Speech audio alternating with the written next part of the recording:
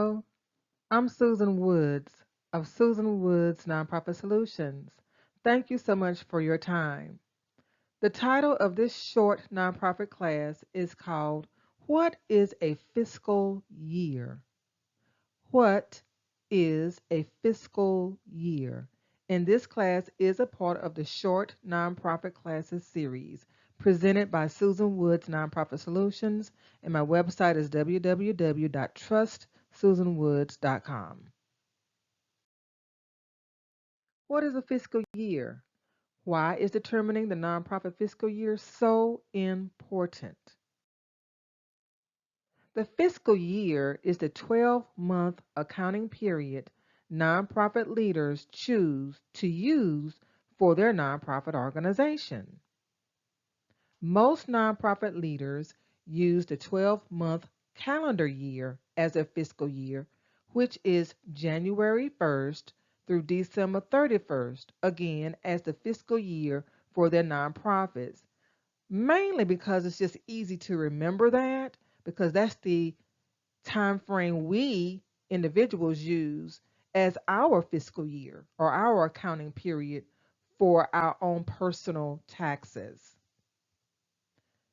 However, some nonprofit leaders choose to use different months to end their fiscal years. For example, some nonprofit leaders end their fiscal years in September of each year. So their accounting period ends in the month of September instead of in the month of December. The importance. Why is understanding the fiscal year so very important? When you select the fiscal year end on Form 1023, line 3, month tax year ends, you are telling the IRS that the 12-month accounting period your nonprofit organization will use to record revenues and expenses. Now, you may be saying, what is she talking about? Well, this is what I'm talking about. When you completed when you completed your Form 1023 application for recognition of exemption way back when, there was a question on line 3 that asked you to select the month your tax year would end.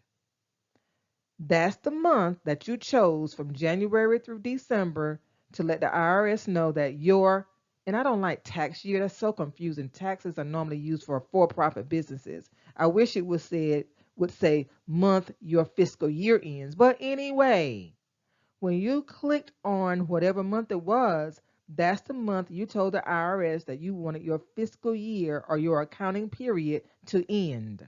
So if you chose December, then you told the IRS, I want my fiscal year end to be December. I want my accounting period to end on December 31st each year.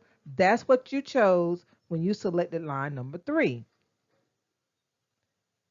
This is important because the IRS uses your fiscal year end to determine the due date for your Form 990 information return.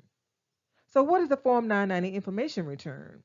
The Form 990 information return is the return of the information you submit every year to report your revenues and expenses to the IRS that you generated or incurred through your nonprofit organization for that fiscal year. The Form 990 information return, how the fiscal year determines the due date for the Form 990s. Let's talk about that in a little more detail because this is crucial, and learning this piece right here will prevent you from losing your 501c3 status. So the Form 990 information return, once again, is the annual return that nonprofit leaders submit to the IRS to retain their 501c3 status. You don't want to work so hard to earn 501c3 status only to lose it through carelessness or the lack of education regarding the Form 990 and the importance of submitting them on time every year. The IRS requires nonprofit leaders to submit the Form 990s by the 5th month and 15th day after the fiscal year ends. Now, I'm going to be quiet for a few seconds to let you read that statement again because it is very important.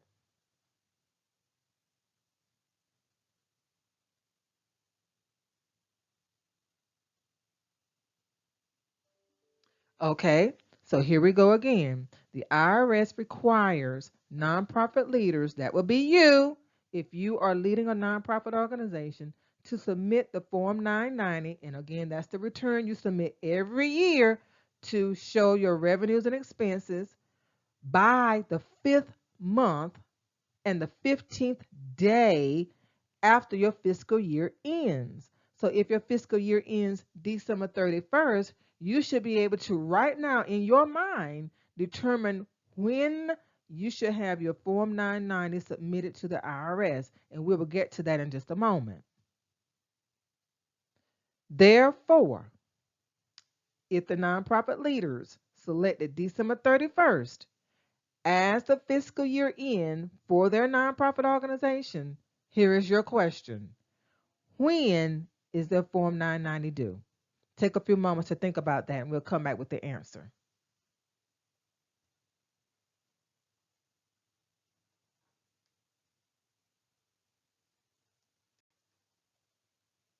Okay, so you had time to think about the question and create the answer. So let's talk about it a little bit more. Here is a chart that I created or a table that I created to provide some guidance for people to determine when their Form 990s are due each year. So if your nonprofit fiscal year ends, let's jump all the way down to December because that's our example. If your nonprofit fiscal year ends December 31st, then your then your 990 return is due May 15th. There's your answer. If your nonprofit fiscal year ends December the 31st, then your 990 return is due May 15th. Why? Because it's 5 months and 15 days after your fiscal year ends. That's when your 990 is due. So if your fiscal year ended December 31st, guess what? You have January 1, February 2, March 3, April 4. May is the 5th month. 1, 2, 3, 4, 5. 15th day, May 15th. You need to have your 990 in by May 15th. By BY. That means you could turn it in anytime between January and May 15th. You don't have to wait until the last day.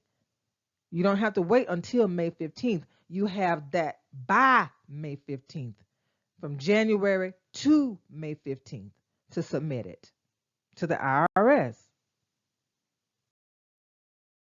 Do not lose your 501c3 status. How understanding your fiscal year end helps retain your status.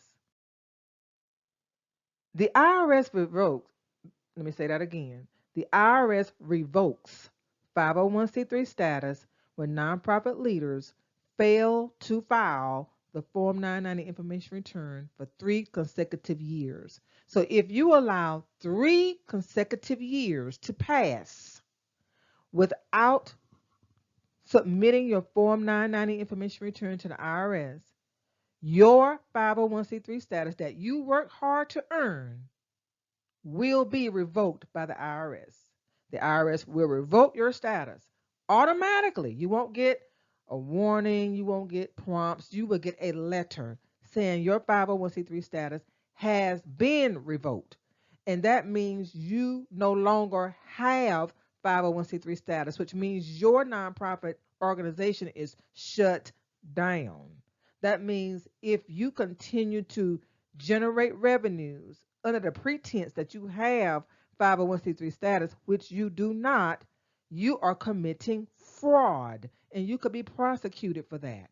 So just know that if the IRS sends you a letter letting you know your status is revoked, you don't have a nonprofit anymore. You are shut down. The locks are on the door. Okay?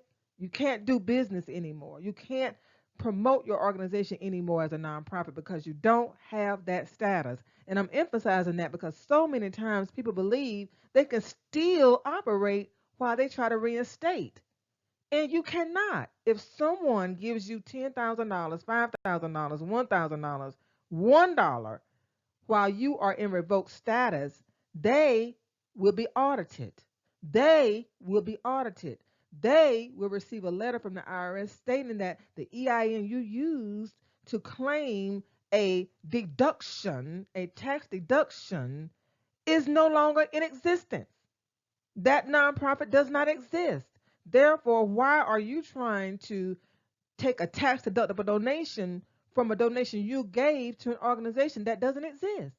Can you imagine how upset your investors would be receiving a letter saying that they've donated to an organization that doesn't exist and you did not tell them? That makes you look very, very bad.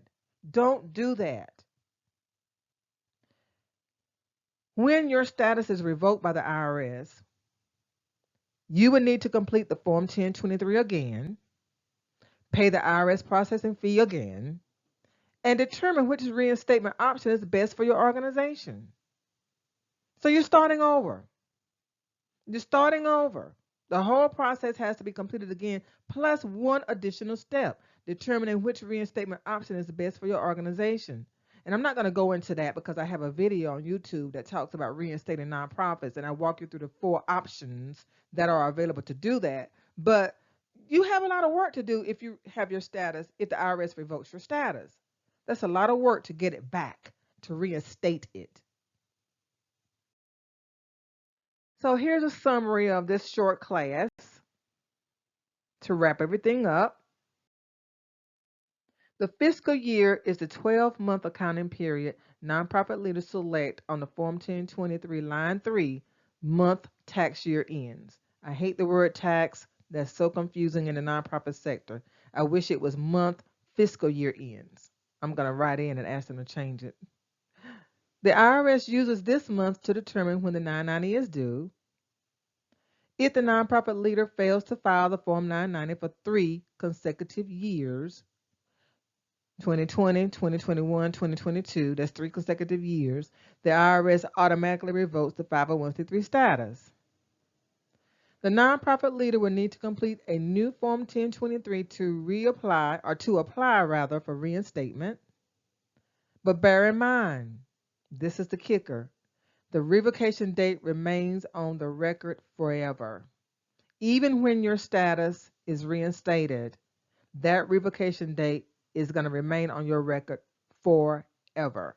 So whenever someone investigates your nonprofit organization, perhaps thinking about making a tax deductible donation, and they look up your information on irs.gov, which they can do very easily, they will see that it's been revoked in the past. They will see a revocation date right beside the information regarding your nonprofit organization. And that could raise red flags for some people who say, okay, what's going on? Why were they revoked? So be prepared to answer that question if it comes up. Thank you so much for taking time out of your busy schedule to look at this short class presented by Susan Woods Nonprofit Solutions, called What is Your Fiscal Year? Or what is a fiscal year? I really appreciate your time. I don't take it for granted. I am Susan Woods. I'm a nonprofit consultant.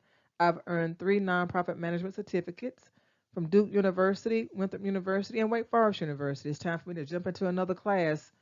But I enjoy learning because it's important to stay abreast of current information and current events around the nonprofit sector, because things change and you have to know about those changes if you want to be an effective consultant. So that's why I believe so heavily in continuing education and taking advantage of continuing education opportunities whenever I have a chance to do so. Again, thank you so much for viewing this short nonprofit class presented by Susan Woods Nonprofit Solutions, and I hope that you leave this class understanding how to determine your fiscal year, why it's important to know the fiscal year, how it's related to when you submit your Form 990, and why it's important to submit your Form 990 information return every single year so that you can retain your 501c3 status. Thank you for the work that you're doing in the community. I wish you the best going forward. Have a great day. Thank you.